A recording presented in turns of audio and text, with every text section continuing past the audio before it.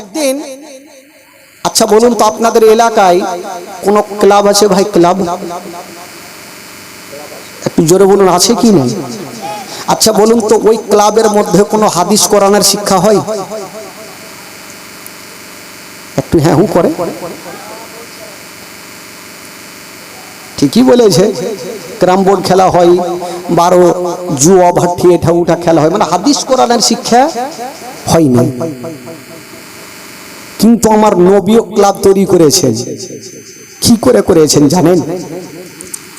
যারা ক্লাব তৈরি করেছেন তারা ঘটনাটা শুনেন, ঈমান তাজা হয়ে যাবে।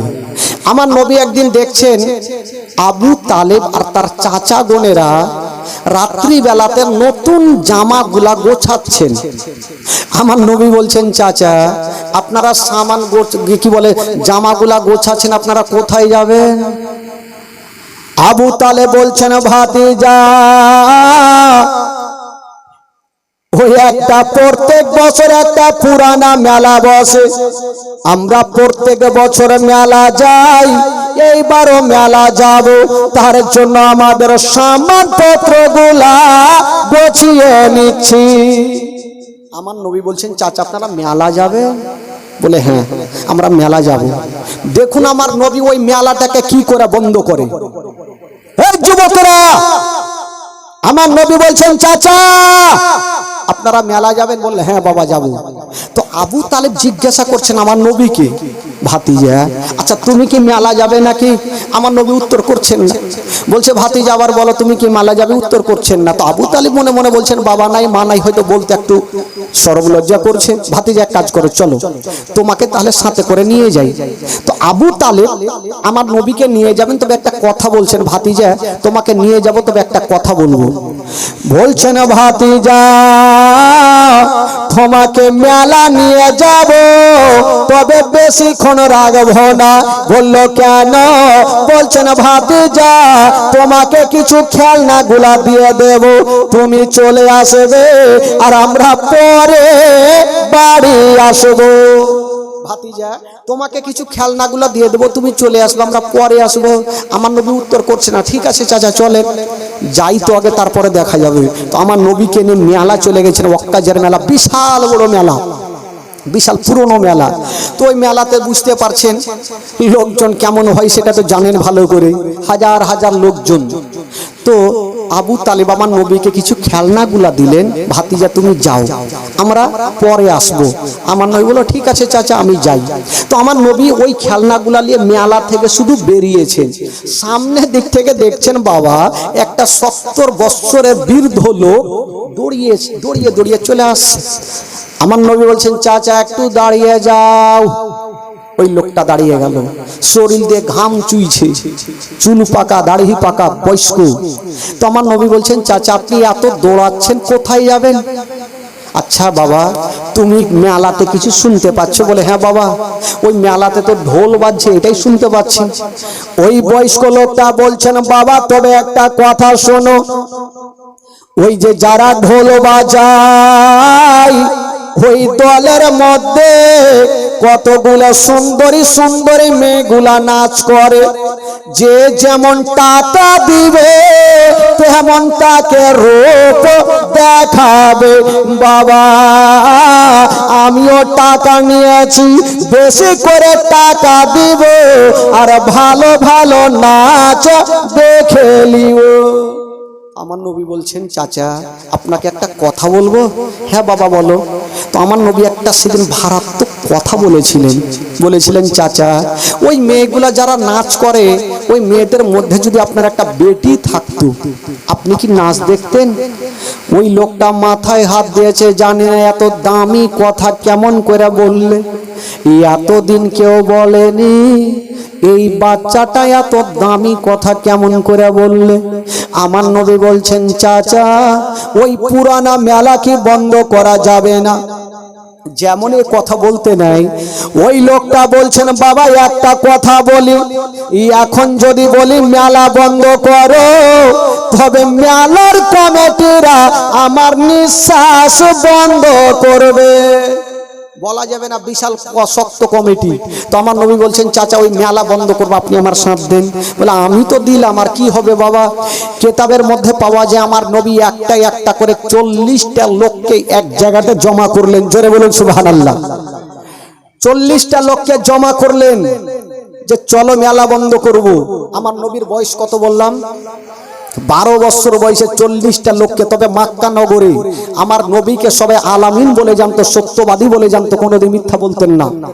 তো আমার নবীকে 40টা লোক আলোচনা করছেন গাছের তলাতে বসে, ওগো আলামিন আমরা যে মেলা যাব, তো মেলাটা কি করে বন্ধ করব? ওখানে তো হাজার হাজার লোকজন, কি করে বন্ধ করব? আমার নবী শিখাচ্ছে, শুনো। মেলাতে গিয়ে 40টা লোক 40 জায়গাতে দাঁড়াবে। তো প্রথম যে লোকটা থাকবে আমি ইশারা করব, উনি বলে উঠবে মেলা চলবে না, মেলা বন্ধ করো। 2 নম্বরে যে থাকবে উনি বলবে মেলা বন্ধ করো। এই করে করে 40টা লোক যদি বলে, তো মেলার কমিটিরাও ভয়ে বলবে মেলা বন্ধ করো। হয়ে গেল আলোচনা। তবে 40টা লোকের মধ্যে একটা হ্যাঁকড়া লোক ছিল। হ্যাঁকড়া বুঝলেন? হ্যাঁকড়া বলছে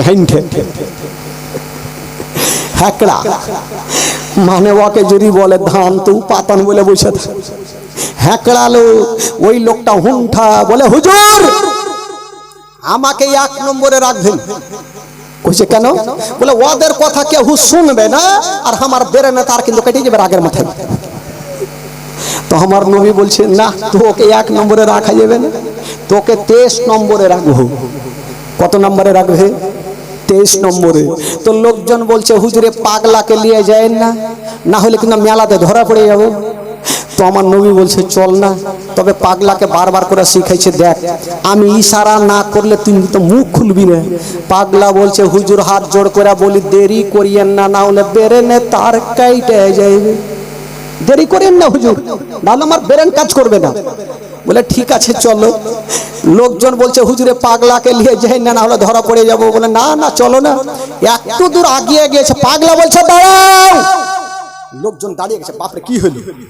ই কুইদে একটা আমের গাছে চড়ে নিয়েছে। লোকজন বলছে দেখছেন হুজুরের এখনিকে পাগলামু চালু হয়ে গেল, মেলাতে গেলে ফের কি পাগলামু চালু হবে?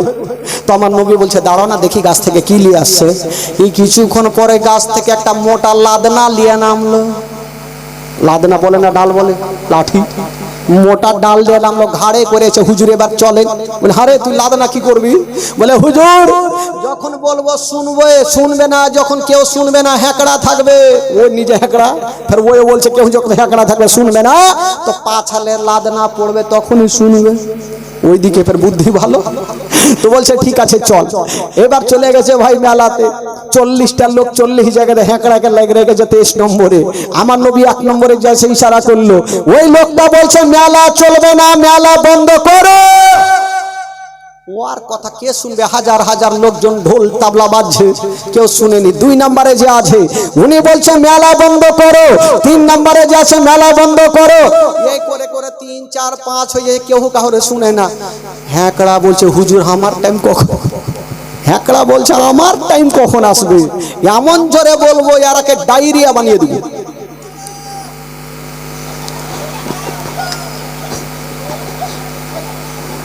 দাঁড়া রে বাবা দাঁড়া, তুই আছিস, আমার ভাল লাগছে। হ্যাঁ হ্যাঁ হ্যাঁ।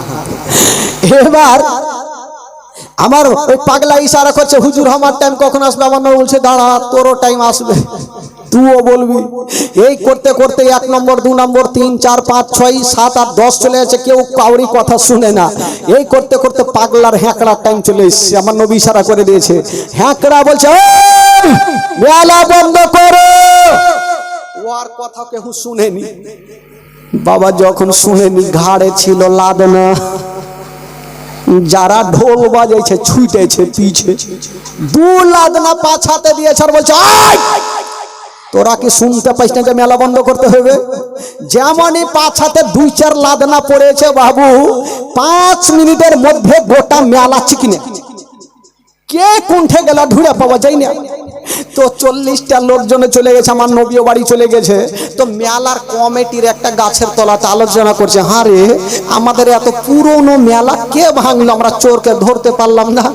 আলোচনা চলছে আর হ্যাঁকড়া ওই রাস্তা দিয়ে চলে যাইছে।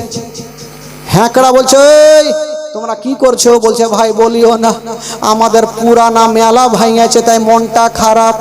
তো হ্যাঁকড়া বলছে তোদের ভাগ্য ভালো, মেলা ভাঙেছি তোদের কোমর ভাঙিনি। লোকজন ভাবলো ই হ্যাঁকড়া ও ছিল নাকি রে?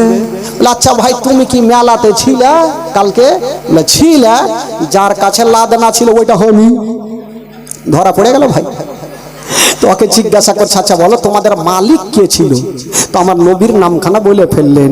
যেমনই বলতে নাই বেরাদার বন্ধুরা, এবার মেলার কমিটিরা আবু তালেবের কাছে হাজির হয়ে গেল। বলছেন ও গো আবু তালেব, আপনি তো পরের বিচার করছেন, এবার নিজের ভাতিজার বিচার করুন। বলল কি হয়েছে? বলছেন আপনার ভাতিজা আমাদের পুরানা মেলাকে ভেঙেছে। এই কথা বলতে নাই আবু তালেব বলল ঠিক আছে যাও, এর বিচার আমি ন্যায্য করে দেব। বাবা গো, লোকজন চলে গেল। আবু তালেব আমার নবীকে ডাক দিয়েছেন, নবী আমার চলে এসেছেন। কিন্তু নবীর চাচি আম্মা চিন্তা করছেন, আল্লাহ আমার স্বামী যদি আমার মাথার তাজ আমার ভাতিজাকে গালি দেয়, আমার ভাতিজা কষ্ট পাবে। আমার ভাতিজার মা নেই, বাবা নেই, তবে আল্লাহ গো আমার স্বামী যদি গালি দেয় আমি মা হয়ে সান্ত্বনা দেব, আমি চাচি হয়ে সান্ত্বনা দেব। চাচিমা আমার নবীর পাশে মাথাতে হাত দিয়ে বসে দাঁড়িয়ে আছেন। বাবা গো, আবু তালেব বলছেন ভাতিজা বলো তুমি কি মেলা ভঙ্গ করেছো? আমার নবী উত্তর করছেন না। বলছেন ভাতিজা বলো তুমি কি মেলা ভেঙেছো? আমার নবী উত্তর করছেন না। এই করে করে বন্ধুরা আবু তালেব আমার নবীর মাথাটা তুলেছেন আর বলছেন ভাতিজা বলো আমার চোখের দিকে তাকাও আর বলো তুমি কি মেলা ভেঙেছো? বাবা গো, আমার নবী ইশারা করলেন হ্যাঁ চাচা আমি মেলা ভেঙেছি। এই কথা বলতে নাই বাবা আবু তালেব আমার নবীকে গালি দিলেন না, বাবা একটা পাওয়ার দিয়ে দিলেন। বলছেন ভাতিজা যাও যাও, তোমাকে আমি আমার তোমায় আমার তুমি আমার ভাতিজা, আমি তোমার চাচা, তোমাকে একটা পাওয়ার দিয়ে দিলাম। মক্কা নগরে কেউ যদি তোমার দিকে খারাপ নজরে দেখে আমি তোমার চাচা তাদের দুটা চোখ তুলে দিব। ভাতিজা আমি জানি তুমি যা করবে ভালো করবে, কোনোদিন খারাপ করবে না। ভাতিজা মক্কা নগরে তোমাকে আলামিন বলে জানি, সত্যবাদী বলে জানি, তুমি কাউরি খারাপ করবে না। ভাতিজা তোমার যা ইচ্ছা হয় তা করো, তবে ভাতিজা আমি তোমাকে পাওয়ার দিয়ে দিলাম। আমরা হলাম কোরাইশ বংশের ছেলে, যদি কেউ তোমার দিকে খারাপ নজরে দেখে আমি তোমার চাচা তার দুটা চোখকে তুলে দিব। চাচি আম্মা পার্শ্বে দাঁড়িয়ে আছেন মাথায় হাত দিয়ে, যে আমার স্বামী যদি আমার ভাতিজাকে গালি দেয় তো আমার ভাতিজার তো দিল কান্দবে, আমার মা যদি থাকতো আমাকে সান্ত্বনা দিত। বাবা গো, চাচি আম্মা সান্ত্বনা দিয়ে রাখলো। তবে আমার নবী আস্তে আস্তে করে বড় হতে লাগবে বেরাদার। 8-12 বছর বয়সে আমার নবী চাচার কাছে বসে আছে। তবে বাবাকে একটা মারাত্মক ঘটনা, একদিন আবু তালেব ব্যবসা করার জন্য বের হচ্ছে, সামানপত্র গুছিয়ে কোথায় যাচ্ছে। আমার নবী বলছেন চাচা। বলল কি হলো রে বাছা? চাচা আপনি কোথায় যাবেন? বললো বাবা আমি তো ব্যবসা করার জন্য মুলকেশম যাব। বলে চাচা আমাকে নিয়ে যাবেন না? বলে না ভাতিজা, এত দূরের রাস্তা তুমি যাবে, যদি কোথাও হারিয়ে যাও বা এত দূরের রাস্তা তুমি কেমন করে যাবে? না নিয়ে যাব না। আমার নবী বলছেন চাচা আমার মা নাই বাবা নাই, মা যদি থাকতো তবে আমি মায়ের কাছে থাকতাম, আব্বা যদি থাকতো তবে আব্বার বুকে ঢুকে থাকতাম। ও চাচা গো আমার মা নাই বাবা নাই, চাচা গো আমাকে কার কাছে রেখে যাবেন চাচা? আবু তালেব বলছেন ঠিকই কথা, আমার ভাতিজার কেউ নাই, মা নাই বাবা নাই, আমি তো তার দেখভালের দায়িত্ব নিয়েছি, তাহলে আমি নিয়ে যাব। বলছেন ভাতিজা কাজ করো, তোমার সামানপত্র গুলা বেঁধে নাও, তোমাকে নিয়ে যাব ওই মুলকেশমের রাস্তাতে। তবে বলুন সেই সময়তে আমার নবীর বয়স কত ছিল বাবা? জোরে বলুন। 12 বছর। তো মুলকেশমের রাস্তাতে যাবেন, তো আবু তালেবের সাথে যারা ছিল বিশাল বড় বড়, সবাই বড় বড়, কিন্তু আমার নবী হচ্ছে সব থেকে ছোট, 12 বছর। তো আমার নবী যখন চলতে লেগেছে পিছন থেকে চাচিমা ডাক দিচ্ছেন, বলছেন ভাতিজা একটু দাঁড়িয়ে যাও। আমার নবী বলছেন চাচিমা তুমি কি জানো না যখন কেউ বাইরে যায় পিছন থেকে ডাক দিতে দেয় নাই। চাচিমা বলছেন বাবা একটু দাঁড়াও, ঘরের মধ্যে গিয়েছেন বাবা আর একটা টিফিন বাটি নিয়ে আসিল। বলছেন বাবা এই যে টিফিনে খাবার দিলাম তুমি নিয়ে যাও, যদি রাস্তাতে কোথাও ক্ষুধা পেয়ে যাও তবে এই খাবারটুকু খেয়ে নিও। ভাতিজা যাও, এই খাবার দিলাম, টিফিন বাটিটা তুমি সাথে করে নিয়ে যাও। আজকাল যখন কোনো বাবা দিল্লি বোম্বাই যায় তো বাপ মায়েরা কি করে, কিছু খাবার জোগাড় করে দেয়, কেউ রুটি তৈরি করে দেয়, কেউ আর কিছু খাবার দেয় যে যাও রাস্তাতে খাবারটা খেয়ে নিও। আমার নবী যখন খাবারটা পেয়েছেন বাবা, বাবা গো টিফিন বাটি নিয়ে বুকে লাগিয়েছে। বেরাদার বন্ধুরা চাচি আম্মা বলছেন বাবা একবার এক কাজ করো, তুমি আমার বুকে লেগে যাও। যেমনই বন্ধুরা হাইরে নবী মুস্তাফা চাচির বুকে লেগে গেছেন বাবা। চাচি বলছেন বাবা আচ্ছা বলো আমি তোমাকে বুকে নিয়েছি তোমার কেমন লাগছে? আমার নবী বলছেন চাচি মা আমি আপনার বুকে লেগে গেছি চাচি মা, তবে আমার মনে হচ্ছে আমি আমার মায়ের বুকে লেগে গেছি। চাচি মা মনে হচ্ছে আমি আমার মায়ের বুকে লেগে গেছি। ঠিক আছে বাবা তুমি যাও, তবে তোমার চাচিমা তোমার জন্য সব সময় দোয়া করবে।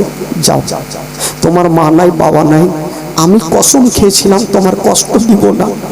যাও এই যে খাবারটা দিলাম নিয়ে যাও। চাচিমা খাবারটা দিলেন, আমার নবী টিফিন নিয়ে লোকজনের সঙ্গী হয়ে গেল, চলে যাচ্ছেন। তো এত রৌদ্র লাগছে ভাই, তো রৌদ্র তাপ লাগছে। আমার আল্লাহ বলছেন আমি সব সহ্য করব, আমার নবী কষ্ট পাবে, আমি আল্লাহ সহ্য করব না। আল্লাহ বলছেন ওরে মেঘের আমার আল্লাহ বলছেন ওরে মেঘের ফারেস্তা আমার নবী চলে যাচ্ছেন হেঁটে, তুমি যাও, আমার নবী কষ্ট পাচ্ছে, তুমি যাও আর একখানা মেঘের টুকরা নিয়ে আমার নবীর মাথার উপরে রেখে দাও। বাবা গো একখানা মেঘের টুকরা নিয়ে আমার নবীর মাথার উপরে রেখে দিয়েছেন সাদা আভা। মেঘ দেখবেন দুই প্রকার, কিছু কালো হয় আর কিছু সাদা আভা, দেখবেন আকাশে সাদা মেঘগুলা থাকে। ওই সাদা আভা আমার নবীর মাথার উপরে রেখে দিয়েছেন বাবা। আর যেমনই রেখেছেন ওই মেঘের টুকরা আমার নবীকে ছায়া করে যাচ্ছে। নবী যদি ডান দিকে চলে মেঘের টুকরা খানা ছায়া করে ডান দিকে চলে, নবী যদি বাম দিকে চলে মেঘের টুকরা ছায়া করে বাম দিকে চলে, নবী যদি দাঁড়িয়ে যায় মেঘের টুকরা ছায়া করে দাঁড়িয়ে যায়, নবী যদি চলতে লাগে মেঘের টুকরা ছায়া করে চলতে লাগে। তবে মেঘের টুকরা ছায়া করে যাচ্ছে গো কেউ জানতে পারে না, কিন্তু জানে মহান আল্লাহ, আমার আল্লাহ সব জানে।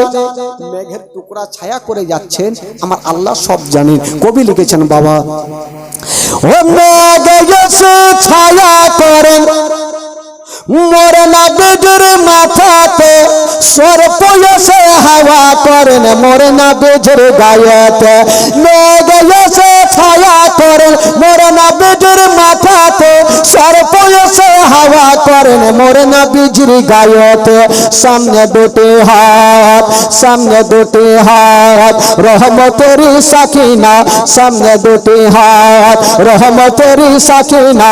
দিন দুনিয়ার বাদশা সেজে তাজদারে মদিনা, গাই হালিমা তোমার কোলে কে এসেছে দেখো না, উকি মেরে দেখো না, কাছে দিয়া দেখো না, দাঁড়া হয়ে দেখো না, খুশবু সঙ্গে দেখো না। দিন দুনিয়ার বাদশা সেজে তাজদারে মদিনা।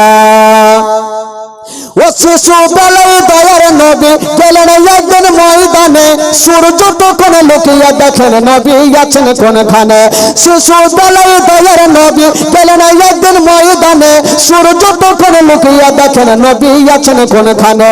সামনে দুটি হাত, সামনে দুটি হাত রহমতেরি সাকিনা, সামনে দুটি হাত রহমতেরি সাকিনা। দিন দুনিয়ার বাদশা সেজে তাজদারে মদিনা, গাই হালিমা আমার কোলে কে এসেছে দেখো না, উকি মেরে দেখো না, কাছে গিয়ে দেখো না, দাঁড়া হয়ে দেখো না, খুশবু সঙ্গে দেখো না, দিন দুনিয়ার বাদশা যে তাজদারে মদিনা। জোরে বলুন সুবহানাল্লাহ। মেঘের টুকরা খানা আমার নবীকে ছায়া করে যাচ্ছেন বন্ধুরা, কেউ জানতে পারে না, কিন্তু আমার নবীর বুঝতে অসুবিধা হলো না। কিন্তু যখন মেঘের টুকরা ছায়া করে যাচ্ছেন, দূরে একজন আল্লাহওয়ালা রাঘব ছাদের ওপর থেকে দেখছেন, ব্যাপার কিছু বোঝা যায় না, এত মেঘের টুকরা নিচে কেন ভাসে। রাঘব বুঝে গেল ওই দলের মধ্যে হয় আল্লাহর নবী আছে, নচেত আল্লাহর ওলি আছে। এত মেঘের টুকরা নিচে ভাসছে, দলের মধ্যে একজন মহাবন্ড করে লোক আছে। রাহেব চট করে নিচে নামলো আর নিজের একটা গোলামকে ডাকছেন, এই গোলাম তাড়াতাড়ি আসো। বলে কি হলো আকা? বলে ওই যে দেখো দলটা হেঁটে চলে আসছে, তাদেরকে নিমন্ত্রণ করে আসো, দুটা খাওয়া দাওয়া করে যাবে। গোলামটা বড় বড় চোখ করে দেখছে, কেন জানেন? ওই রাঘব জিন্দেগিতে কাউকে দুটা দানা খাওয়ায়নি, আর আজকে নিমন্ত্রণ দিয়েছে। তো গোলামটা ওর টেনশনে পড়ে গেছে, আজকে সূর্য উঠলো কোন দিকে, যেই নিমন্ত্রণ দিতে বলছে। তো গোলামটা কিন্তু যাই না, বাদশা বলছে, রাঘব বলছে তাড়াতাড়ি যাও। বলে হুজুর আমি যাব না। মানে ও খেল করছে মনে হয়েছে, ও তো জীবনে 22 বছর চাকরি করা হলো, কোনোদিন কাউকে দুটা দানা খাওয়াইনি, আর আজকে বলছে সবাইকে ডাকো খাওয়াবো। তো রাহেবের বিবি বলছে, ওই গোলাম তোর মালিক তোকে যাইতে বলছে, যা, ডাকতে বলছে, ডাকে নিয়ে। তো গোলামটা চিন্তা করলো, যাবো ঠিক আছে, কিন্তু আমার মন বলে দিল বলে ডাইকা তো লিব, কিন্তু খাইতে দিবে না। হ্যাঁ, ও ভাবছে যে জীবনে খাইতে দেয়। তো যখন অর্ডার করছে তো ডাকি, গোলামটা যাচ্ছে ডাকার জন্য। তো ওইদিকে আবু তালেবের সাথে যারা চলছিল বলে, হুজুরা চলতে পারেন, একটু বসে যান। সবাই গাছের তলাতে বসে গেছে, আমার নবীও বসেছে, আর মেঘের টুকরাখানা গাছের উপরে ছায়া করে আছে, কেউ জানতে পারে না। তো একটা লোক এসে বলছে, গোলামটা এসে বলছে, হুজুর হ্যাঁ আপনারা কোথায় যাবেন? বলে মুলকে শাম। বলে যাওয়ার আগে ওই যে রাহেব আপনাদের নিমন্ত্রণ করেছে, দুটা খাওয়া দাওয়া করে যাবেন। নিমন্ত্রণ দিয়ে তো চলে গেল। তো ফিরির খাবার পাইলে কে ছাড়বে? কেউ কেউ বিয়ে বাড়িতে খাইতে খাইতে ডোড়া পর্যন্ত ছিঁড়ে দেয়।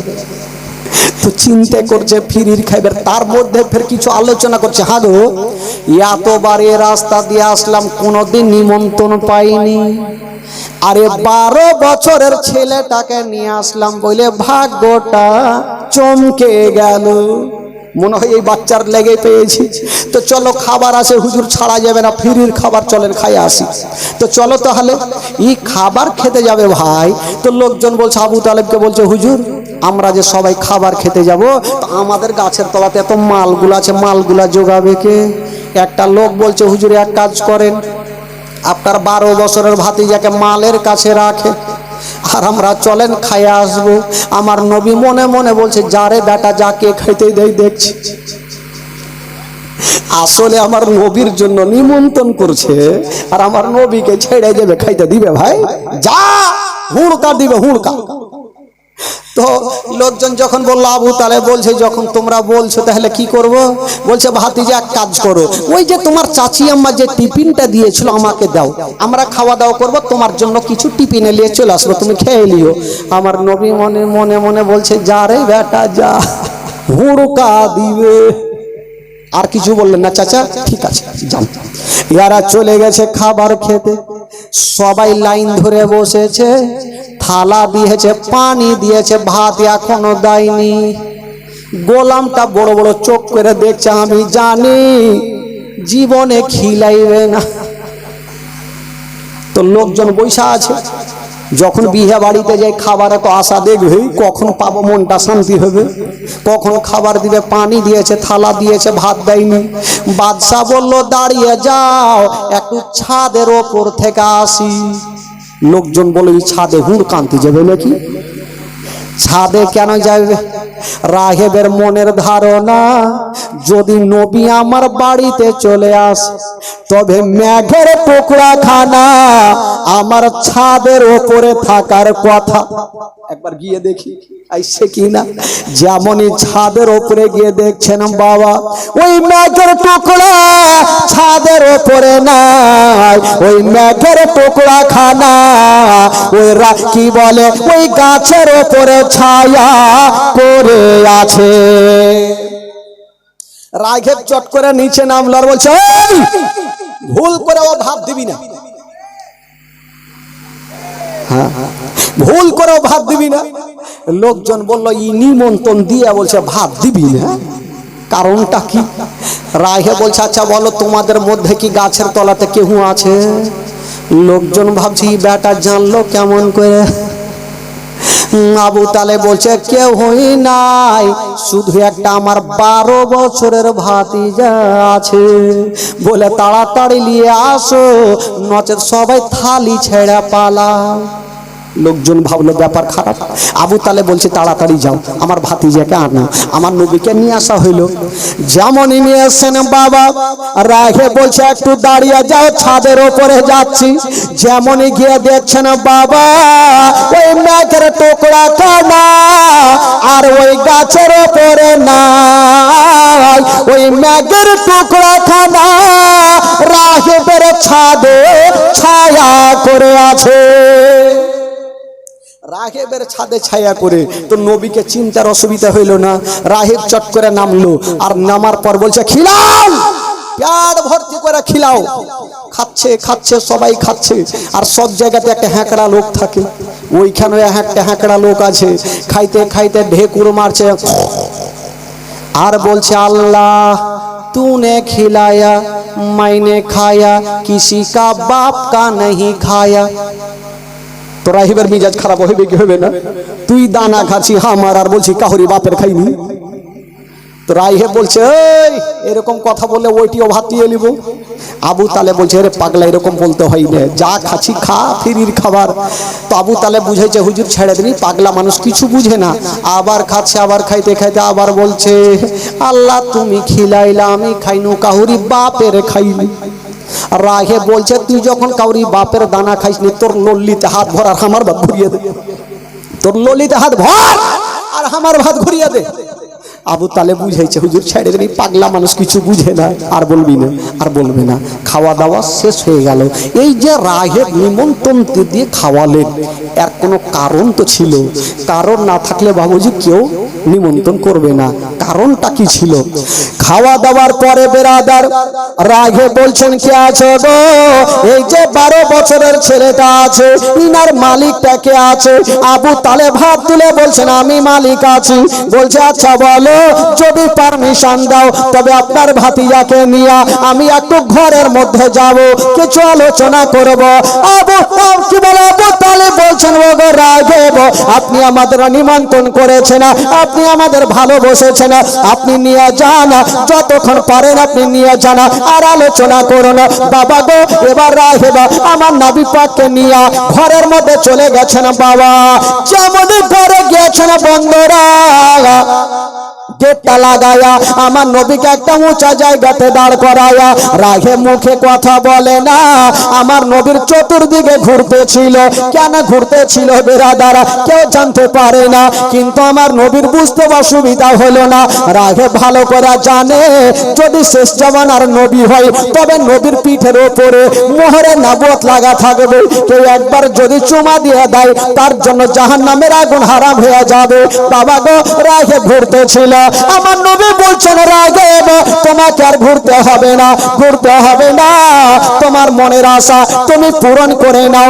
বাবা গো, এবার রাহেব কি বলে? আমার নবী মুস্তাফা নিজের জামাখানা একটু তুলে দিয়েছেন। বাবা যেমন তুলে দিয়েছেন বন্ধুরা, রাহেব দৌড় দিয়ে গেল আর আমার নবীর মোহরে নবুয়তকে চুমা দিয়ে দিল।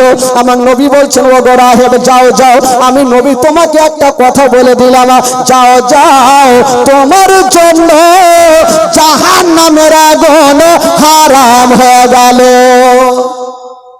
আচ্ছা বলুন তো, আমার নবীর জবান থেকে যে কথা বের হবে সেটা হবে কি হবে না ভাই? দুনিয়ার কথা মিথ্যা হবে, আমার নবীর কথা মিথ্যা কখনোই হবে না। বেরাদার বন্ধুগণ, এবার আবু তালেব কি বলে আমার নবীকে নিয়ে চলে আসলেন। আবু তালেবকে বলছেন, হাগো আপনার ভাতিজাকে আপনি নিয়ে কোথায় যাবেন? বলো যাবো মুলকে আসাম। বলে খবরদার যাবেন না। বললো কেন?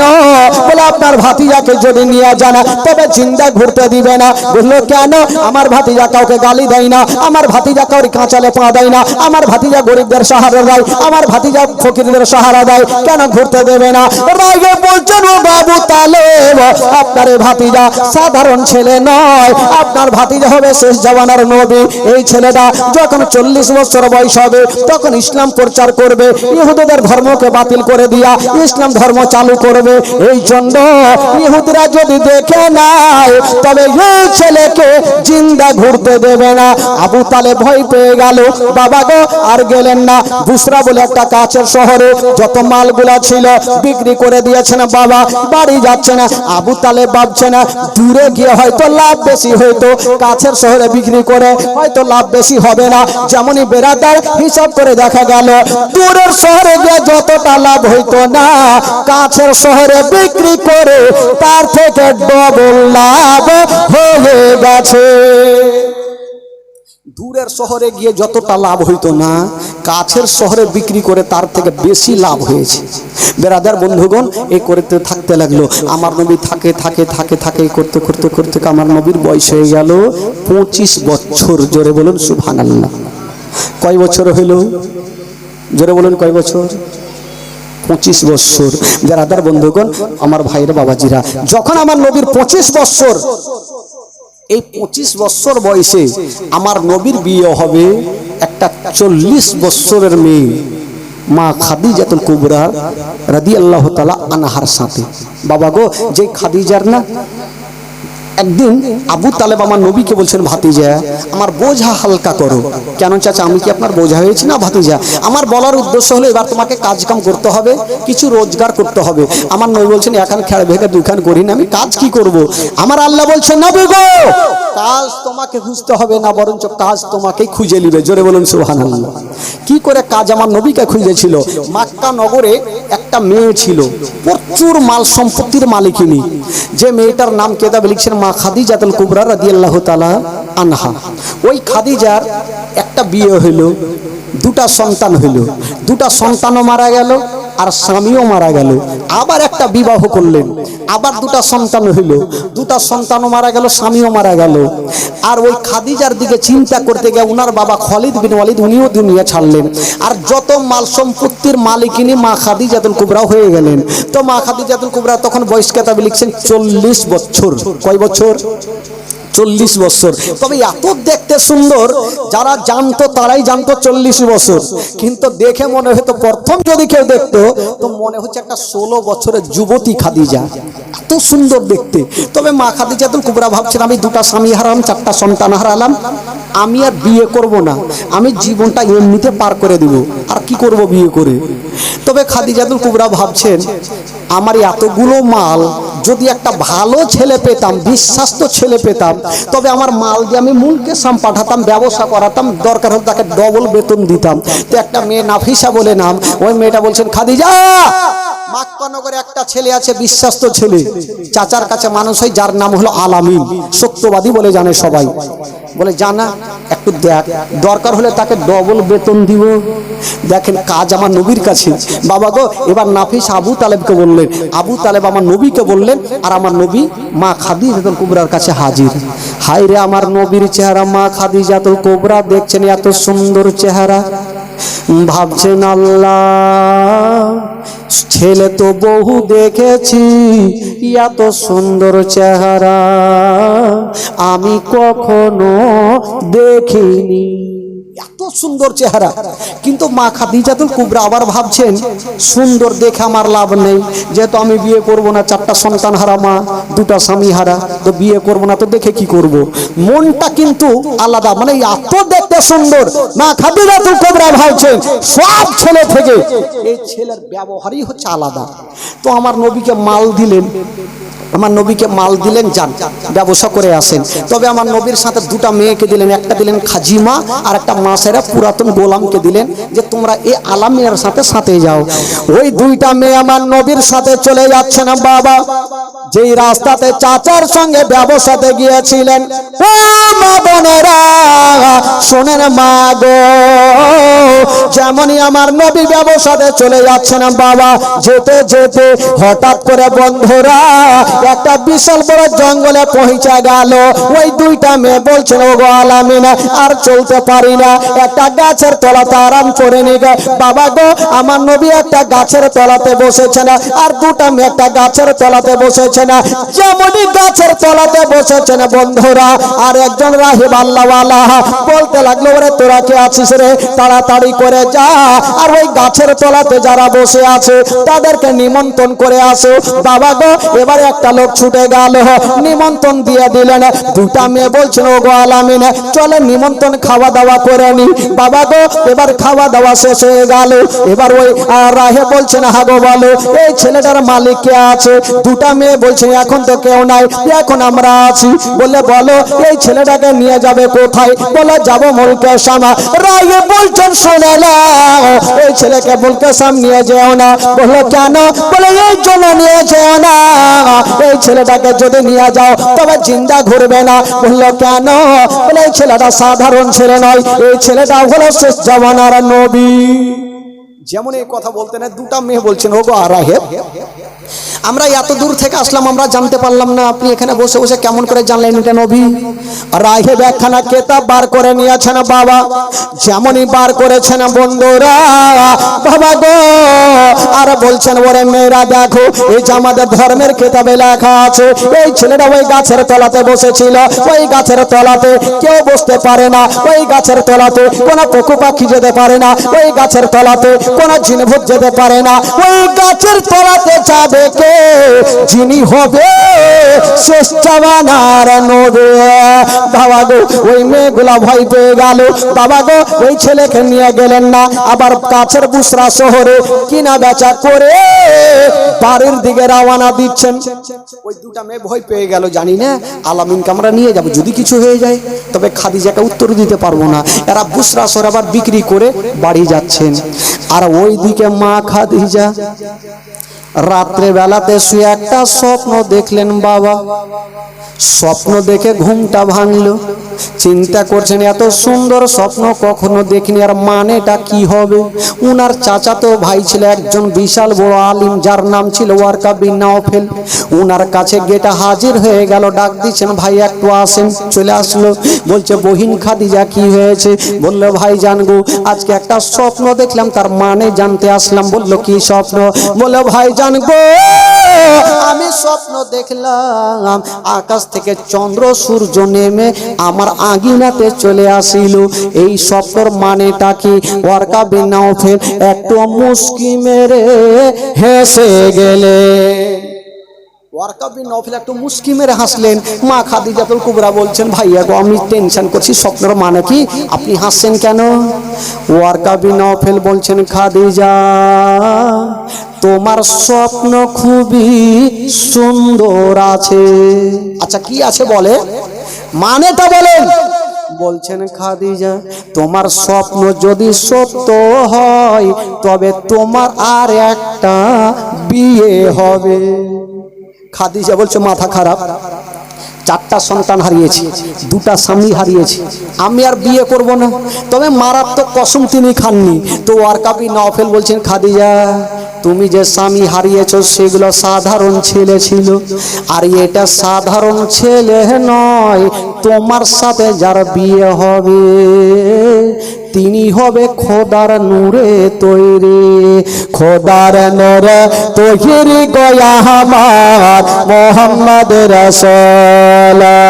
ও ভাই করি না জাহান নামে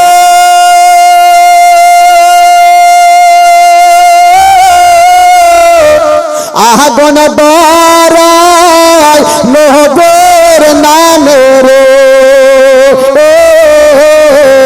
সে আগুন হবে ফল খোদার নূরে তৈরি গো আমার মোহাম্মদ রাসূল তার কলেমা পড়তে গো মোরা করব না রে ভোল তার কলেমা পড়তে গো মোরা করব না রে ভোল ও চারে আদেশে নামাজ পড়ো তার আদেশে রোজা রাখিব রইব সুখে আহার ঘরে হবে না নেকের সমতল খোদার নূরে তৈরি গো আমার মোহাম্মদ রাসূল তার কলেমা পড়তে গো মোরা করব না রে ভোল ও নবী আমার পাতা কান্দারে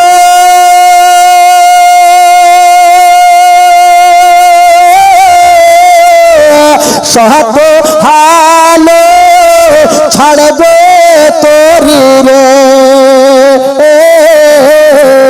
তাই তো বসে আরাম করে হবে না নেকের সমতল খোদার নূরে তৈরি গো আমার মোহাম্মদ রাসূল তার কলেমা পড়তে গো মোরা করব না রে ভুল খাদিজা তোমার সঙ্গে যার বিয়ে হবে সে হবে খোদার নূরে তৈরি তবে খাদিজা বলছে বিয়ে করতাম না যদি খোদার নূরে তৈরি হয় তবে বিয়ে করে নিব ছাড়া যায় খোদার নূরে তৈরি আর ছাড়বো না তবে যিনি খোদার নূরে তৈরি আমারই তো মাল নিয়ে ব্যবসা করতে মুলকে শাম গেছে কখন আসবে জানি না তবে নবী মুলকে শাম যায়নি রাস্তা থেকে ঘুরে আস ওই খাদিজা বাবা গো ঘুমটা হারিয়ে গেল চিরুনি নিয়েছে হাতে চুলগুলা বড় বড় ছিল একবার চুলগুলা আঁচড়াচ্ছে ছাদের ওপরে যাচ্ছে আবার নিচে আসছে রাস্তার দিকে দেখছেন একদিনের ঘটনা যেমনই ছাদে গিয়েছে গো আমার নবীর ওপরে নজর পড়ে গেল খাদিজাতুল কুবরা সঙ্গে সঙ্গে নিচে নামলো আলামিন তো চলে আসলো কি ব্যাপার ব্যবসা কি করেনি আসলো তো দুটা মেয়েকে সাথে পাঠিয়েছিল নাফিস আর খাজিমা ডাকলো আরে তোরা কি মুলকে শাম যাসনি তো দুটা মেয়ে বলছেন ও গো খাদিজা এমন ছেলের সাথে পাঠিয়েছো যে ছেলেটা সাধারণ ছেলে নাই এই ছেলেটা হলো শেষ জামানার নবী তবে খাদিজা হাসতে হাসতে বলছে তোরা গিয়ে জানতে পারলি যে এটা নবী আর আমি বাড়িতে বসে বুঝে গেছি এটা হলো শেষ জামানার নবী তবে খাদিজাতুল কুবরা চিন্তা করছেন আমার নবী বলছেন খাদিজা আমি তোমার মাল ব্যবসা করে আসলাম বেতন দাও ডবল বেতন দাও বেতন তো দিয়েছেন আমার নবী বলছেন আমি চললাম মা খাদিজা চিন্তা করছেন আমার বিয়ের কথা কেমন করে বলবো কেন আমার বয়স হলো 40 বছর চারটা সন্তান হারা দুটা স্বামী হারা আর নবীর বয়স হলো মাত্র 25 বছর যুবক ছেলে আমি কেমন করে বিয়ের কথা বলবো ওই খাদিজা আমার নবীর সামনে দাঁড়িয়ে গেছে আর বলছেন ওগো আলামিন একটা কথা বলবো কি কথা বলো বলছেন ওগো আলামিন একটা কথা বলবো মা খাদিজার বাবা গো বুকটা ফুটে কিন্তু মুখটা ফুটে না বিয়ের কথা বলতে পারে না খাদিজা ভাবছে আমি বিয়ের কথা বলবোইটা কি করে যে ছেলের বয়স 25 আমার হলে 40 আর আমি কেমন করে বিয়ের কথা বলবো তো মা খাদিজাতুল কুবরা বিয়ের কথা বলতে পারলেন একটা অন্য কথা বললেন ওগো আলামিন আপনি যে উটে চেপে গিয়েছিলেন ওই উটটা অন্যজনকে দিব না ব্যবহার করতে দিব না ওই উট কবরটা আপনাকে এমনিতে পুরস্কার দিয়ে দিলাম। এই কথা বলে আমার নবী কিন্তু চলে গেলেন। মা খাদিজাতুল কুবরার ঘুমটা হারিয়ে গেল। বিয়ের কথা বলবো কেমন করে, আমার নবীর মোজেজা দেখে বাবা পাগল হয়ে গেল। দুটা মেয়েকে বলছেন, ওরে মেয়েরে বলো তোরা রাস্তাতে কি দেখলে? ওই দুইটা মেয়ে বলছেন, খাদিজা আমরা যখন রাস্তা ধরে হেঁটে হেঁটে চলে আসি, যত ডালগুলা থাকে ডালগুলা ভেঙে ভেঙে এই ছেলের কদমের নিচে পড়ে যায়। আরো দেখি খাদিজা পাখিগুলা যখন উড়ে আসে, পাখিগুলা এই ছেলের মাথার উপর দিয়ে আসে না, ডান বাম দিক দিয়ে যায়, কিন্তু মাথার উপর দিয়ে কেউ যায় না। বাবা গো, ওই খাদিজার মনখানা উদালা হয়ে গেল। আমার নবীর মোজেজা দেখে দিলখানা পাগল হয়ে গেল। বলবো তো বলবো কি করে, এই জন্য তো কবি লিখেছেন, বাবা দেখে আপনার মোজেজা ভাগবতী মা খাদিজা সপে দিল জীবন আর যৌবন। দেখে আপনার মোজেজা ভাগবতী মা খাদিজা সপে দিল জীবন আর যৌবন। কে মাল দৌলত চাহছিল চরণে সব সপিয়া দিল। কে মাল দৌলত চাহছিল চরণে সব সপিয়া দিল। আপনারে বানাইল আপন আল্লাহর নবী দয়ার নবী গো। আপনি নবী আমার জীবনের জীবন, দয়ার নবী মায়ের নবী গো। আপনি নবী আমার জীবনের জীবন। আপনি নবী আমার জীবন সাথী, অন্ধকার কবরের বাতে। আপনি নবী আমার নির্দনী আর দন। আপনি নবী আমার জীবন সাথী, অন্ধকার কবরের বাতে। আপনি নবী আমার নির্দনী আর দন। কে রাহমাতাল লিল আলামিন আপনি উম্মতের জামিন। কে রাহমাতাল লিল আলামিন আপনি উম্মতের জামিন। গুনেহগার উম্মতের আপনজন আল্লাহর নবী নূরের নবী গো। আপনি নবী আমার জীবনের জীবন, দয়ার নবী মায়ের নবী গো। আপনি নবী আমার নয়নের নয়ন। দেখিয়া হযরত বিলাল প্রেমেতে হইয়া মাতাল। পাইল মায়ার জালাতন। দেখিয়া হযরত বিলাল প্রেমেতে হইয়া মাতাল। পাইল মায়ার জালাতন। ও দেখে তাহার প্রেম বুঝতে বেলাল কে দিলেন মুকুতে। ও দেখে তাহার প্রেম বুঝতে বেলাল কে দিলেন মুকুতে। আপনারে বানাইল আপন আল্লাহর নবী দয়ার নবী গো। আপনি নবী আমার জীবনের জীবন, দয়ার নবী মায়ের নবী গো। আপনি নবী আমার জীবনের জীবন। মা খাদিজাতুল কুবরার ঘুমটা হারিয়ে গেল। বিয়ের কথা বলতে পারলে না, নবীতে চলে গেল।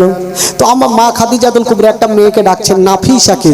ও নাফিসা, তোমাকে একটা কাজ করতে হবে। বলে কি কাজ? বলে একটু যাও না, একটু বিয়ের কাজটা তুমি লাগিয়ে দাও না। নাফিসা বলল, আমাকে বেতন দিলেও ভালো, না দিলেও ভালো। তোমার বিহার কথা যদি বলতে যাই, তবে নবীর চাচা আবু তালেব আমার মাথাকে কেটে নিবে। তোমার বিহার কথা বলতে গিয়ে নিজের জান হারাবো। কারণ তোমার বয়স হলো 40 বছর, নবীর বয়স 25 বছর। তুমি 4টা সন্তান হারা, 2টো স্বামী হারা। তোমার বিয়ের কথা আমি লাগাইতে পারবো না। তো খাদিজাতুল কুবরা বলছে, জানা রে একটু লাগিয়ে দে না। তবে শুন, আজকে বিয়ের প্রস্তাব যদি তুই দিয়ে দিতে পারিস, তবে তোকে আমি আজাদ করে দিব। আজকাল ঘটক ছাড়া কোনো কাজ হয় না। ঘটক বুঝলেন তো, ঘটক আছে এদিকে বিহার লাগায় বা ঘটক, কিছু হচ্ছে না হোক, ঘটকের মুখ লাল সব সময়, ওই দিক থেকে লুঙ্গি এদিক থেকে লুঙ্গি, ওর আদর বেশি হবে আগে, জামাই থেকে আগে ওর আদর বেশি। তো নাফিসা বলছে, এই খাদিজা তোমার বিহার কথা বলতে যাব, হয়তো আমি আর বাইচে আসবো না।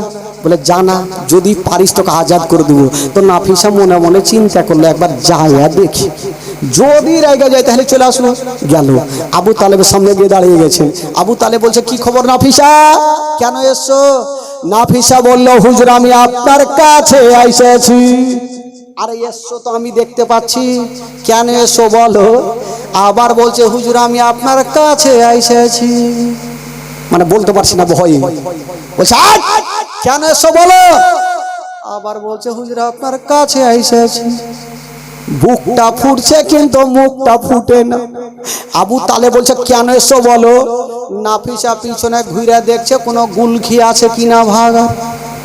গুলখি বুঝলেন? গুলখি কি বলছে আপনাদের খোট্টাতে? গল্লি, গল্লি। তো গল্লি দেখছে, যদি নবীর কি বলে আবু তালেব রেগে যায় তবে গল্লি দিয়ে ভাগে যাবো। দেখছে গল্লি তো বহুত আছে, ভাগার রাস্তা আছে, বইলে দি যা হবে দেখে যাবে। আবু তালেবের সামনে ফের ভয় করছে, যদি ভাগার আগে তার ওরি মারি দেয়, সব দিকে চলে যাবো। তো নাফিসা চিন্তা করছে, গল্লি তো আছে, দেখি আগে বলে দেখি। নাফিসা বলছেন, হুজুর আপনার কাছে এসেছি একটা কথা বলার জন্য। বলল, কি কথা? বলল, হুজুর আমি আপনার ভাতিজার জন্য মা খাদিজাতুল কুবরার বিয়ের প্রস্তাব এনেছে।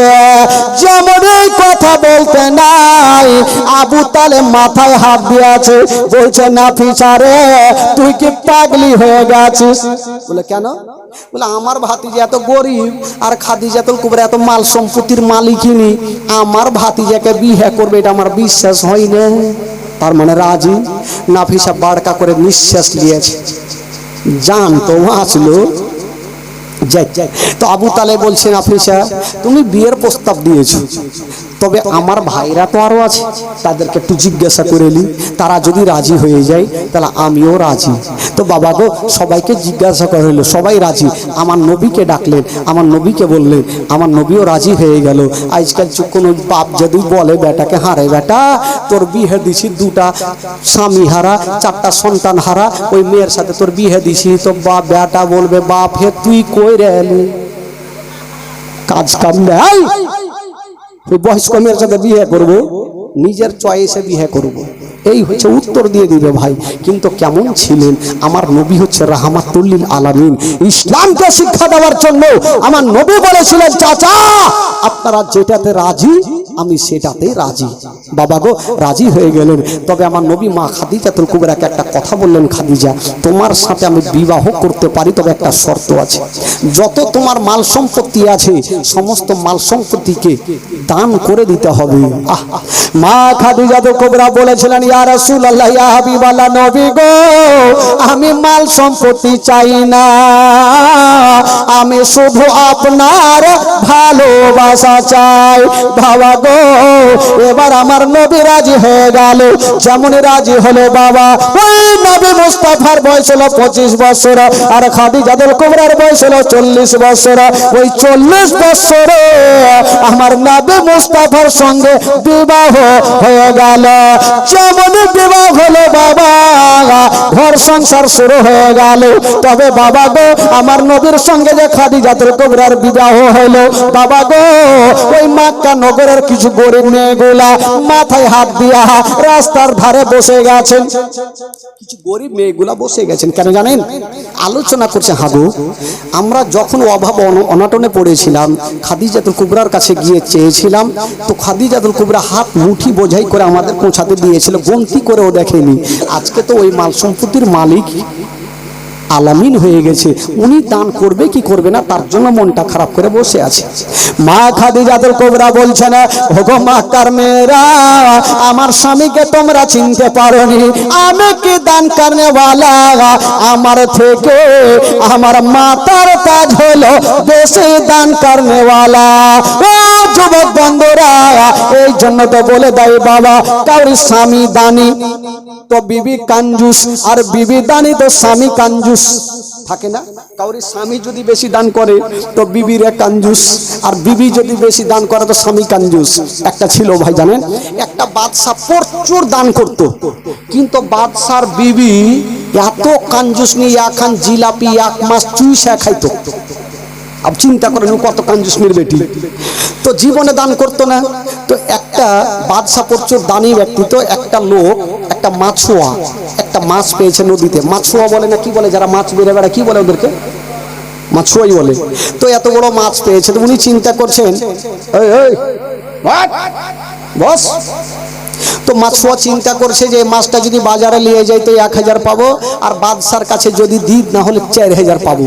তো গেল, যে বাদশাকে বলছে, বাদশা নামদার এই যে ভালো মাছ একটা নিয়ে আসলাম। বাদশার চেহারা দেখা বুঝা গেল এ কিছু বেশি পাওয়ার আশাতে এসছে, তুই মাছটা রেখে দে। মাছটা রেখে দিল। কি হলো,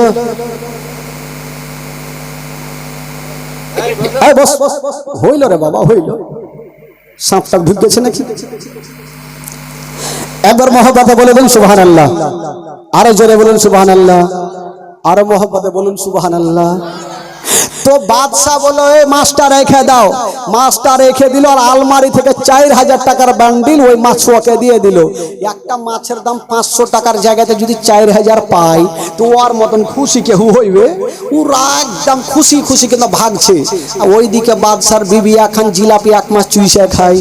উনি বলছে ওই বাদশা, কাজ কাম নাই, একটা মাছের দাম কখনো 4000 হয়?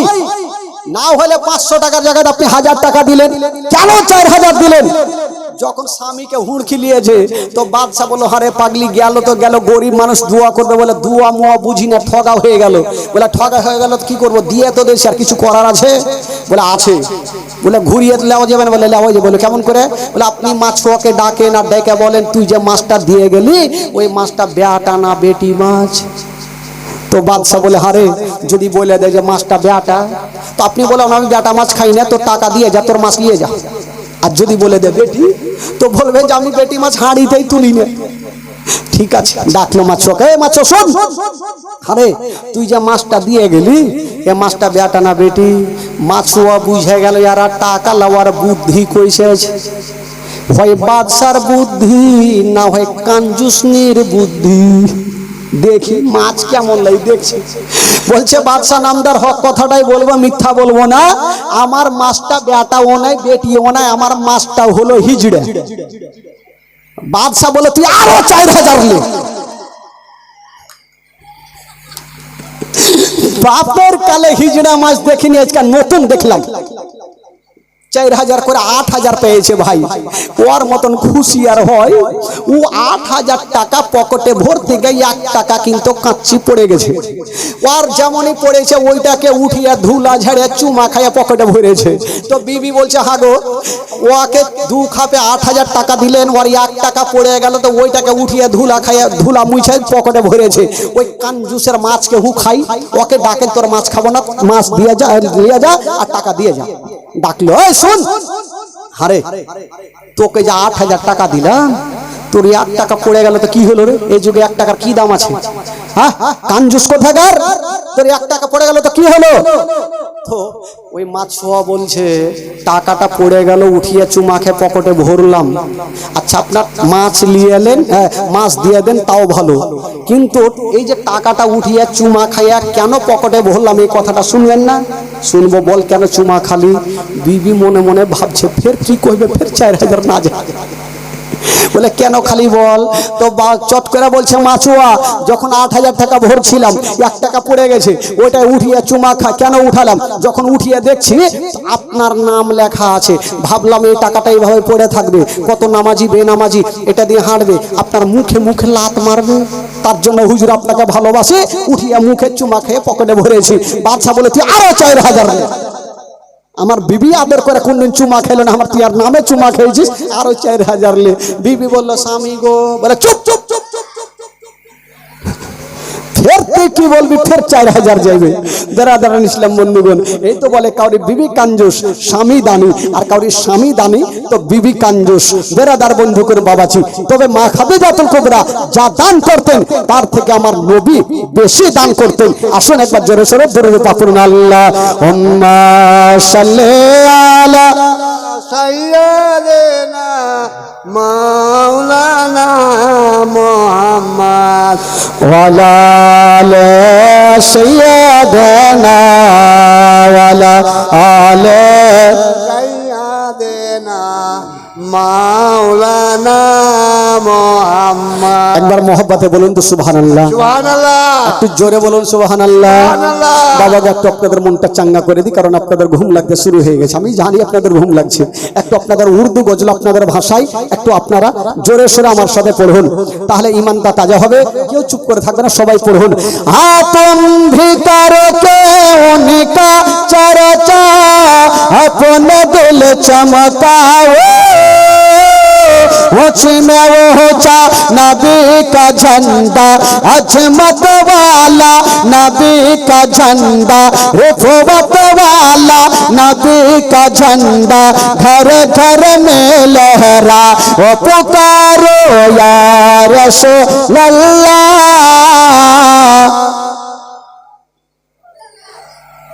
पुकारो या रसूल अल्लाह,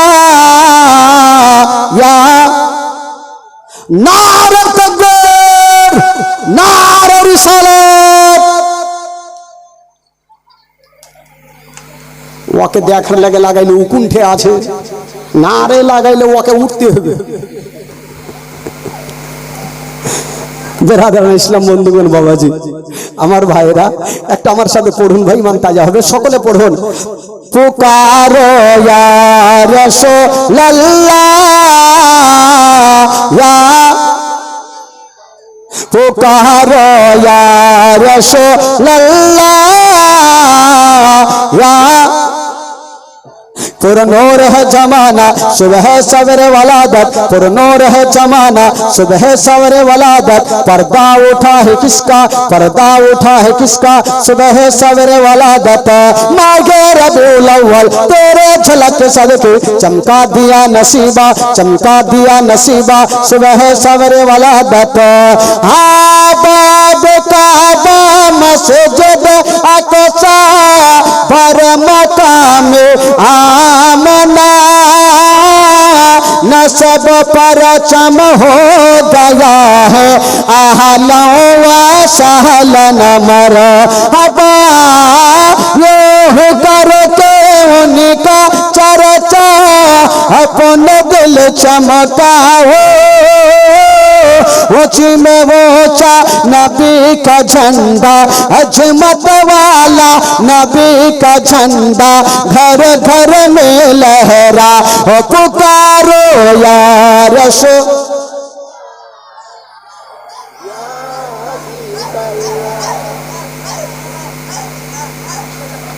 पुकारो या रसूल अल्लाह,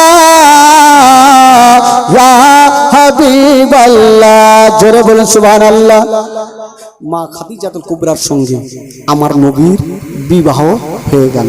তবে বেরাদার, আমার নবী খাদিজাতুল কুবরাকে এত ভালোবেসেছেন, তবে যত মাল সম্পত্তি ছিল আমার নবী একটা একটা করে সমস্ত কিছু দান করে দিয়েছিলেন। জোরে বলুন সুবহানাল্লাহ। এত দান করেছেন, বাড়িতে কি খাবে সেই জিনিসটাও নাই। আমার নবী একদিন বলছেন, খাদিজা বলো বাড়িতে খাবার কিছু থাকলে আমাকে দাও। মা খাদিজাতুল কুবরা ঝরঝর করে কাঁদতে লেগেছেন, ইয়া রাসূলুল্লাহ, ইয়া হাবিবাল্লাহ, নবী গো আমার বাড়িতে কোনো খাবার নাই ইয়া রাসূলুল্লাহ। আমার নবী বলছেন, খাদিজা আছে তাও আলহামদুলিল্লাহ, না আছে তাও আলহামদুলিল্লাহ। এই কথা বলে আমার নবী চলে গেছেন বাবা পাহাড়ের গুহাতে, আল্লাহর ইবাদত করছেন। তবে বাবা গো যেমনই আল্লাহর ইবাদত করে, এদিকে বিবির মনটা ভালো করে না। মা খাদিজাতুল কুবরা ঝরঝর করে কান্দে, আল্লাহ গো আমার স্বামী আমার মাথার তাজ, আমার কাছে খাবার চাইলো আমি দিতে পারলাম না। ওই খাদিজা ঝরঝর করে কাঁদছে, ভাবছেন আল্লাহ আমার স্বামী আমার মাথার তাজ কত না কষ্ট করছে। বাবা গো খাদিজার বাড়িতে মনটা ভালো লাগে না, বেরিয়ে গেলেন বাড়ি থেকে। বেরাদার একটা বিশাল বড় জঙ্গলে গিয়েছেন মা। যেমনই জঙ্গলে যেতে নাই চতুর্দিকে তাকিয়ে দেখছেন বাবা একটা গাছে একটা সুন্দর ফল দেখা গেল। মা খাদিজাতুল কুবরা ভাবছেন আল্লাহ আমি ফলটা সুন্দর করে পেড়ে নেব।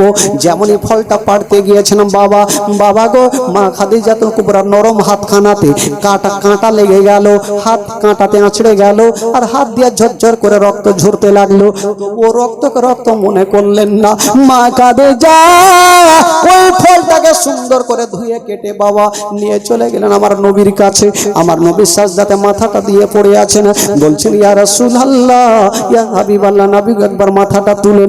যেমনই আমার নবী মাথাটা তুলেছেন দেখছেন মা খাদিজাতুল কুবরা দাঁড়িয়ে আছেন আর চোখ দিয়ে ঝরঝর করে পানি। বলছেন খাদিজা আচ্ছা বলো বিবি কেন এসেছো বলো। মা খাদিজাতুল কুবরা বলছেন ইয়া রাসূলুল্লাহ ইয়া হাবিবাল্লাহ নবী গো আপনি না খেয়ে এসেছেন আমার মনটা ভালো করে না। নবী গো এই যে আপনার জন্য ফল আমি এনেছি। যেমনই আমার নবী ফলটা নিতে যাবে বাবা গো দেখছেন হাত দিয়ে রক্ত ঝরছে। বলছে খাদিজা তোমার হাত দিয়ে কেন রক্ত ঝরে। মা খাদিজা বলছেন ইয়া রাসূলুল্লাহ আপনার জন্য ফলটা পাড়তে গিয়ে হাতে কাঁটা লেগে গেছে, তবে নবী গো আমার কোনো ব্যথা লাগেনি, শুধু আপনাকে ভালোবাসি। যেমন এই কথা বলতে নাই আমার নবী বলছেন খাদিজা তুমি বিবির হকটা আদায় করে নিয়েছো। খাদিজা যাও যাও আজকে আমি নবী তোমাকে একটা কথা বলে দিলাম, যাও যাও তোমার জন্য জাহান্নামের আগুন হারাম হয়ে গেল। বাবা গো আমার নবীর জবান থেকে যেই কথা বেরিয়ে যায় সেই কথা হয়ে যায়। বেরাদার বন্ধুগণ বাবা, তবে বেরাদার ও যুবক বন্ধুরা একটা কথা বলে দিই বাবা, এই করে করে বন্ধুরা আমার নবীর বয়স যখন 40 বছর হয়ে গেল, যখন 40 বছর হতে নাই, তবে বেরাদার বন্ধুরা আমার নবীর 4টা বেটি ছিল, জাইনাব, উম্মে কুলসুম, রুকাইয়ার ছোট্ট বেটি ফাতেমা। তবে 4টা বেটির মধ্যে সব থেকে যে বেটি ফাতেমাতুজ জাহরা রাদিয়াল্লাহু তাআলা আনহা, ওই ফাতেমার হাতে হবে জান্নাতি চাবি মা। ওই ফাতেমার যদি রাজি হয়ে যায় তবে জান্নাত গ্যারান্টি মা। ছোট্ট বেটি ফাতেমা বাবা গো দুনিয়াতে চলে এসেছেন। তবে বেরাদার বন্ধুরা আমার নবীর যখন 40 বছর বয়স হয়ে গেল আমার নবী ইসলাম প্রচার করবেন। ইন্না দিনা ইনদাল্লাহিল ইসলাম, ইসলাম প্রচার করতে শুরু করেছেন বাবা গো। তবে একটা কথা বলে দি বাবা, আমার নবী কি লাঠির দ্বারা ইসলাম প্রচার করেছেন না, আমার নবী বংশের জোর দেখে ইসলাম প্রচার করেছেন না, আমার নবী মানুষের দিলকে নরম করে ভালোবাসা দিয়ে ইসলাম প্রচার করেছেন বাবা গো। একদিন আমার আল্লাহ পাক বলছেন এ আমার হাবিব, এ আমার দোস্ত, এক কাজ করো তুমি এবার চুপে চুপে নয়, এবার তুমি ডাইরেক্ট ইসলামের দাওয়াত দাও। নবী গো এবার তুমি ডাইরেক্ট ইসলামের দাওয়াত দাও। বাবা গো আমার নবী যে 40 বছর ইসলামের দাওয়াত দিয়েছে, আমার নবী একদিন একটা পাহাড়ের উপরে উঠে একটা ডাক মারলেন। আর যেমনই ডাক দিয়েছেন আবু লাহাব, উতবা, সাইবা, আবু জেহেল সবাই এসে হাজির হয়ে গেল। আমার নবী একটা পাহাড়ের উপরে দাঁড়িয়ে আছেন। তবে বেরাদার আজকাল যখন বিচার হয় তখন বাড়ি বাড়ি গিয়ে সবাইকে বলতে হয়, আগে তা ছিল না। একটা উঁচা পাহাড় ছিল, সেই পাহাড়ের উপরে উঠে একটা ডাক মেরে দিত, সবাই বুঝে যেত আজকে বিচার আছে, সবাই চলে আসতো। সেই দিন আমার নবী একটা উঠে ডাক মেরেছেন, সবাই চলে এসেছেন। আবু লাহাব, উতবা, সাইবা যত শয়তানেরা ছিল সব হাজির। আমার নবী চুপচাপ দাঁড়িয়ে এইভাবে আমার নবী সবাই যখন বসে আছেন, কি হলো আর ঘে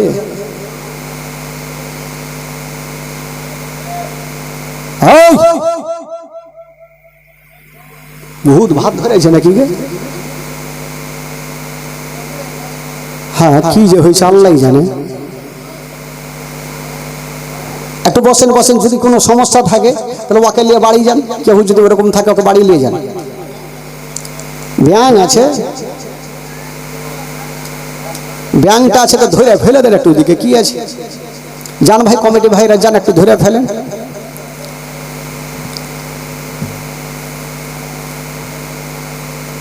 হয়েছে হয়েছে ভালো হয়েছে। হ্যাঁ এবার শুনেন ভাই, একটা দুঃখের ব্যান, একটু চোখের পানি ফেলতে হবে ভাই, একটু সবাইকে কাঁদতে হবে মা, একটু সবাইকে কাঁদতে হবে মা গো। আমার নবী একটা পাহাড়ের উপরে উঠে ডাক মেরেছেন, সবাই হাজির। আবু লাহাব, উতবা সাইবা, আবু জেহেল সবাই হাজির। কেউ কোনো কথা বলে না।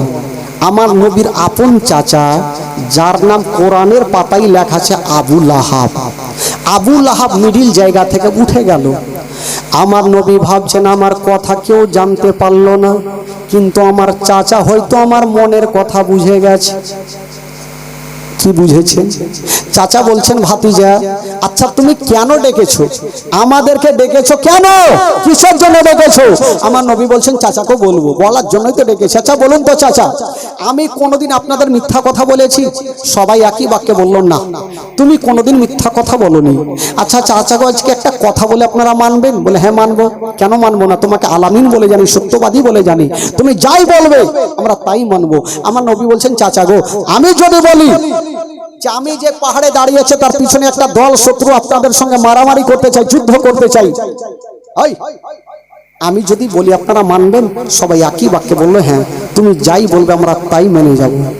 আমার নবী দেখছেন আমাকে এত মানা মানে, তবে ইসলামের দাওয়াতটা দিয়েই দিই। আমার নবী বলছেন চাচা গো, আপনারা যখন আমাকে এতই মানেন চাচা, তবে এটাও মেনে যান চাচা, ওই চাঁদের পূজা করা ছেড়ে দিয়া, সূর্যের পূজা করা ছেড়ে দিয়া চাচা গো এক আল্লাহকে মেনেলেন গো চাচা, যে আল্লাহ বিনা খুঁটির খাম্বার দাঁড়াতে আসমানটাকে ছাদের মতো করে রেখেছেন আর জমিনটাকে বিছানার মতো বিছিয়েছেন। চাচা গো আমি হলাম শেষ জামানার নবী, আমাকে নবী বলে মেনেলেন গো চাচা। যেমন এই কথা বলা, আমার নবী কোনো অন্যায় কথা বলেনি, আমার নবী কোনো খারাপ কথা বলেনি রে বাবা। শুধু ইসলামের দাওয়াত দিয়েছে। যেমনই দাওয়াত দিতে নাই বাবা, সবাই চুপচাপ বসে আছে। আমার নবীর আপন চাচা মিডিল জায়গা থেকে মাথাটা তুলল। আমার নবী ভাবছেন আল্লাহ আমার চাচা ছাড়া আমার কথা কেউ বুঝলো না, আমার চাচা হয়তো আমার কথা বুঝে গেছে। যেমনই বাবা গো আবু লাহাব মাথাটা তুলে আমার নবীর দিকে আসলো না, পিছনে চলে গেছে। আমার নবী চাচার দিকে দেখে আছে, চাচা কেন আমার দিকে আসলো না? আমার চাচা যদি আমাকে নবী বলে মেনে নেয় তবে সবাই আমাকে নবী বলে মানবে।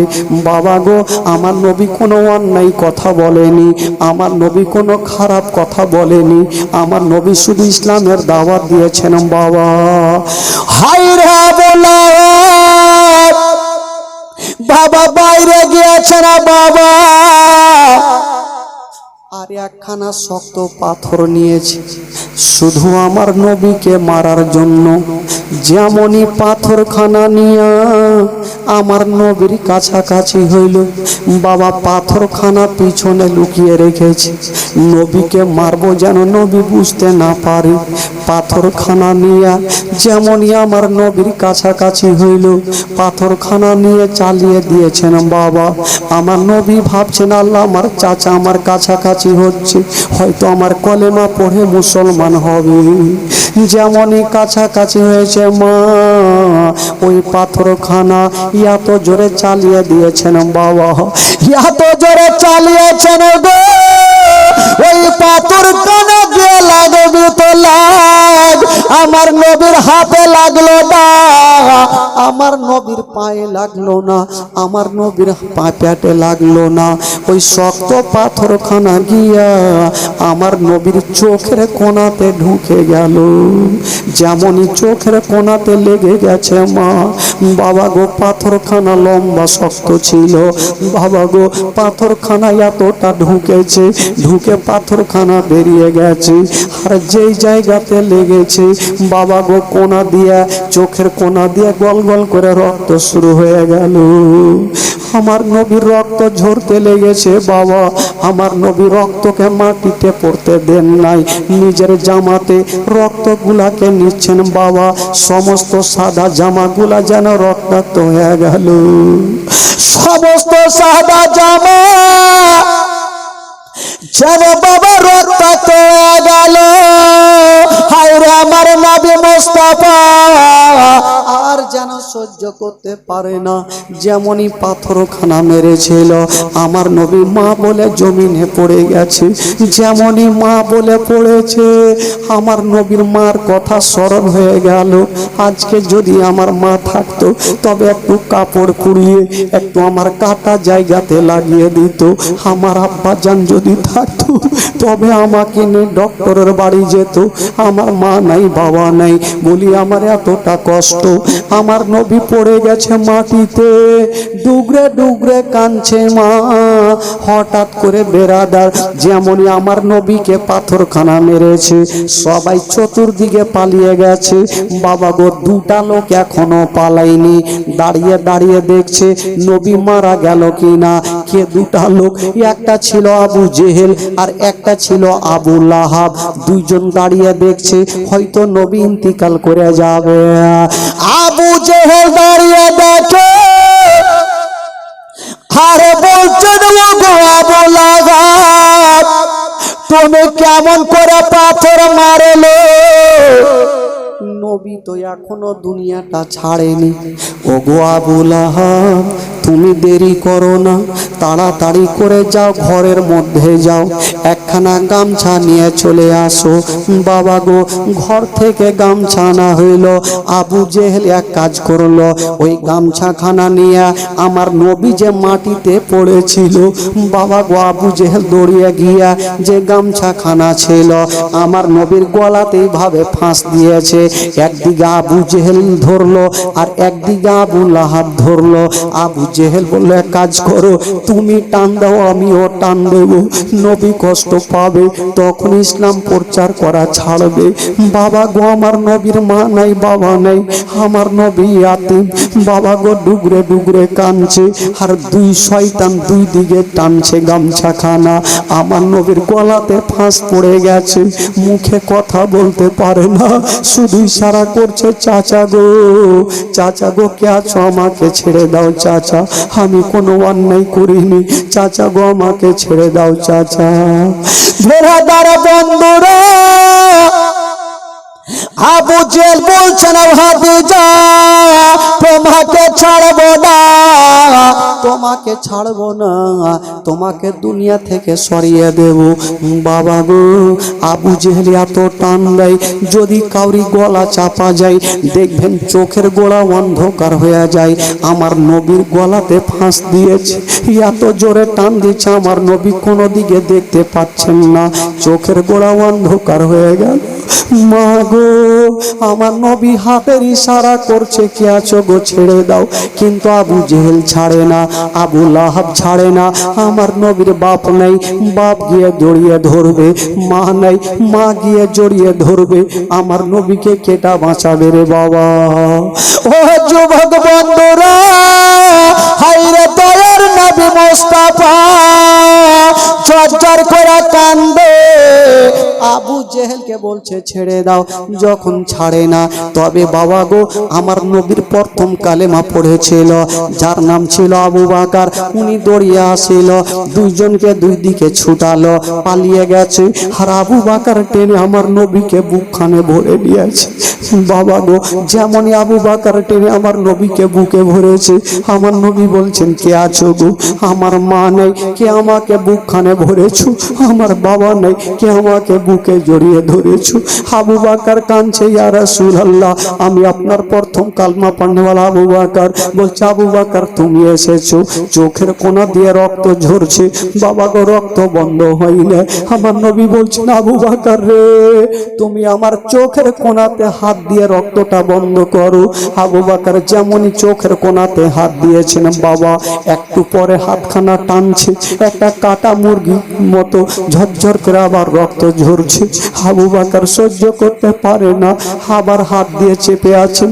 আমার নবীর চোখ দিয়ে ঝরঝর করে পানি, গোটা জামা রক্ততে ভিজে গেছে। আমার নবী বলছেন আবু বাকার সহ্য করতে পারি না। বাবা গো, বেশ কিছুক্ষণ পরে বাবা গো চেপে থাকলেন, রক্তটা কোনো মতে বন্ধ হইল। যেমনই বন্ধ হয়েছে বাবা, আবু বাকার বলছেন ইয়া রাসূলুল্লাহ, এবার কি করবেন করুন, চলুন এবার বাড়ি চলো না। আমার নবী বলছেন আবু বাকার, আবু বাকার তোমাকে একটা কথা বলে